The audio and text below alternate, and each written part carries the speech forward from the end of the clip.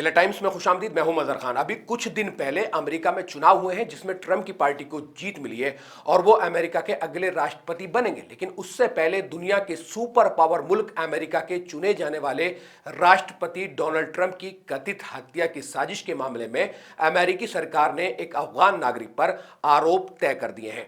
अमेरिकी न्याय मंत्रालय ने शुक्रवार को 51 साल के फरहाद शकेरी नाम के एक व्यक्ति के खिलाफ चार्जशीट जारी की है। उस पर आरोप तय किया गया है कि उसको ट्रंप की हत्या के लिए षड्यंत्र रचने का काम सौंपा गया था। इस साल कथित तौर पर 2 बार डोनाल्ड ट्रंप पर हत्या की कोशिश की गई। पहली घटना जुलाई में हुई जब एक बंदूकधारी ने कार्यक्रम के दौरान उन पर गोली चलाई। उस वक्त ट्रंप पेंसिल्वेनिया में एक रैली को संबोधित कर रहे थे। ये गोली ट्रंप के कान को छूकर निकल गई थी। इसके बाद सितंबर के महीने में एक व्यक्ति को ट्रंप पर राइफल तानने के आरोप में गिरफ्तार किया गया था। घटना के वक्त ट्रंप वेस्ट पाम बीच पर गोल्फ खेलने जा रहे थे।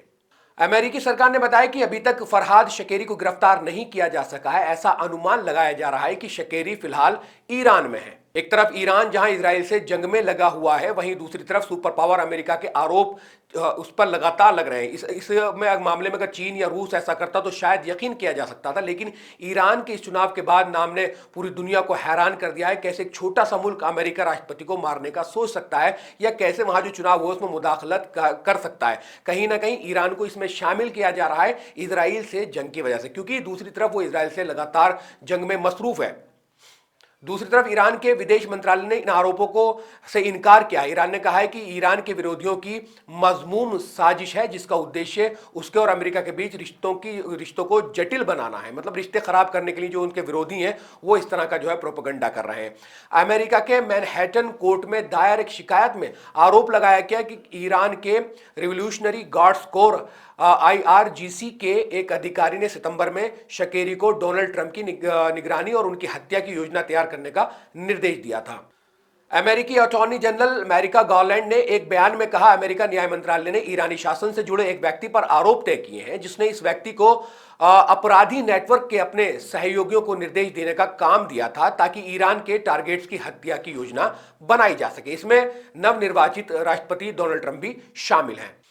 इस मामले में न्याय मंत्रालय ने 2 और लोगों पर भी आरोप तय किए हैं जिन्हें कथित तौर पर ईरान के मुखर आलोचक रहे एक अमेरिकी पत्रकार की हत्या के लिए भर्ती किया गया था। अमेरिकी न्याय मंत्रालय ने इन 2 लोगों की पहचान भी बताई है। पहले ब्रुकलिन के 49 साल के चार्ल्स लाइल रिवेरा हैं जिन्हें पॉप के नाम से जाना जाता है, और दूसरे स्टेटन आइलैंड के 36 साल के जोनाथन लॉर्ड हॉल्ट हैं। अटॉर्नी जनरल ने इन दोनों को स्थानीय ऑपरेटिव कहा है।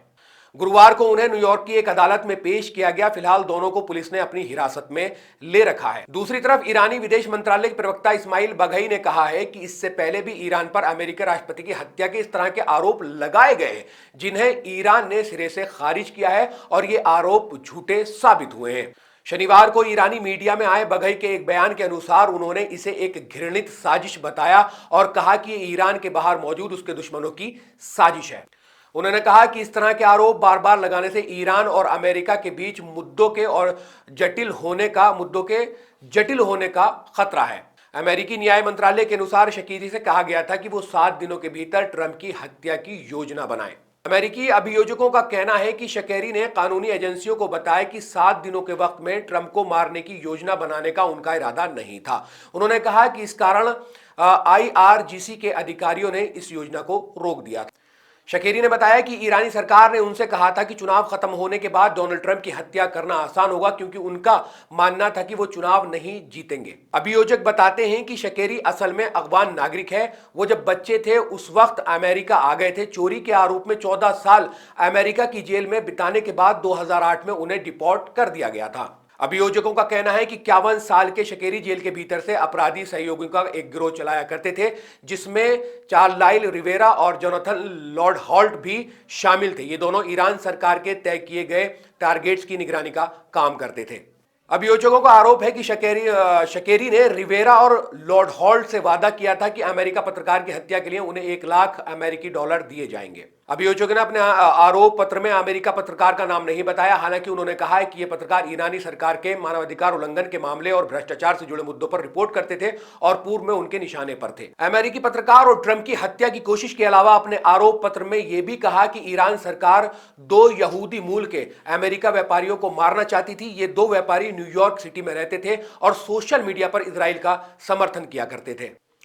शकेरी ने अमेरिकी अभियोजकों को बताया कि उनके ईरानी संपर्क ने उनसे कहा था कि इजराइल पर हमास के हमले के 1 साल बाद यानी अक्टूबर 2024 को एक बड़े हमले को अंजाम दे। उन्हें श्रीलंका में इजरायली पर्यटकों को निशाना बनाकर गोलीबारी की बड़ी घटना को अंजाम देने के लिए कहा गया था।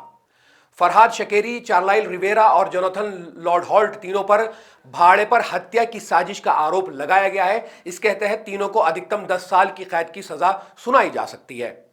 इसके अलावा उन पर मनी लॉन्ड्रिंग की साजिश करने का भी आरोप लगाया गया है, जिसके लिए उन्हें 20 साल की जेल भी हो सकती है। कुल मिलाकर जिस तरह का एक मामला है, शकेरी नाम का एक शख्स है जिसमें लगातार उसे बताया जा रहा है कि वो अफगानी है और वो ईरान में है और ये लगातार टारगेट किया जा रहा है कि ईरान ने जो है अमेरिका के जो अभी चुनाव हुए उसमें मुदाखलत करने की कोशिश की है। ईरान इतना बड़ा मुल्क नहीं है क्योंकि पूरी दुनिया में अमेरिका को सुपर पावर माना जाता है और अगर इस बार ईरान का नाम उसके चुनाव में इस मुदाखलत में आ रहा है तो ईरान को आप समझ सकते हैं कि कितना ताकतवर है, जिसको लेकर लगातार अमेरिका जो है वो टारगेट कर रहा है। हालांकि वहां ईरान के जो रक्षा मंत्री उन्होंने कह दिया है कि हमारे जो विरोधी हैं वो कहीं ना कहीं जो एक हमारे संबंध है अमेरिका के साथ उसको बिगाड़ने की कोशिश कर रहे हैं। तो इसी को लेकर जो है लगातार एक टारगेट किया जा रहा है। बहुत सारी चीजें होती हैं कि इल्जाम लगाकर किसी भी मुल्क पे हमला करना बहुत ज्यादा आसान हो जाता है। ऐसा नहीं है कि डोनाल्ड ट्रंप पर पहली बार किसी को जो है उनकी कथित हत्या करने को लेकर जो साजिश रची जा रही है, इससे पहले 2 बार भी जो मैंने आपको वीडियो में बताया ऐसा हो चुका है। तो इसमें क्या कुछ होगा क्या कुछ नहीं होगा, या फिर ईरान को जो है फंसाने की एक बार फिर साजिश की जा रही है बैकहैंड से, क्योंकि